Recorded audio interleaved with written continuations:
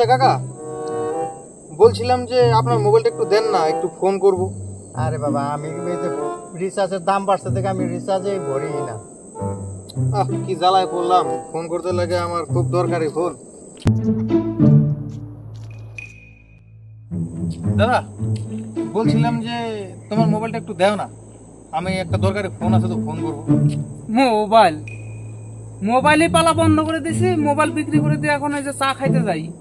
যে রিচার্জের দাম বাড়ছে, রিচার্জের দাম বাড়াতে আমি মোবাইলই বিক্রি করে দিছি। মোবাইল রিচার্জ করবো, কি জ্বালায় পড়লাম না আমি। হ্যাঁ, কি করবো এখন, টাকাও নাই যে রিচার্জ করবো। কি করি, রিচার্জ না থাকলে ভালো লাগে না। হ্যাঁ, বুদ্ধি একটা পাইছি।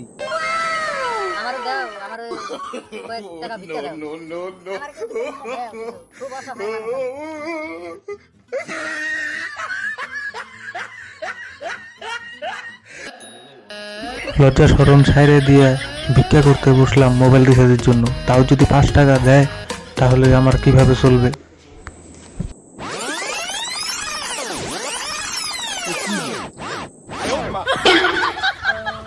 দাদা, আমি খুব বিপদের মধ্যে আছি, তো তুমি আমার 5 টাকা ভিক্ষা দিও না, তুমি আমার 60 টাকা ভিক্ষা দাও।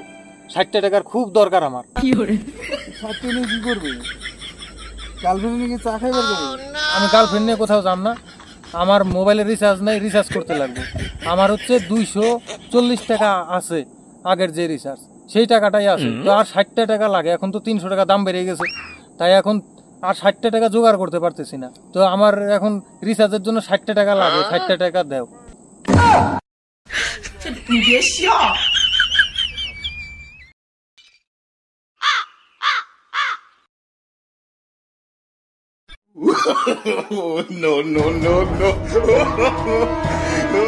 পোলাপান রিচার্জের নিকে ভিক্ষা করে, ভাবা যায়?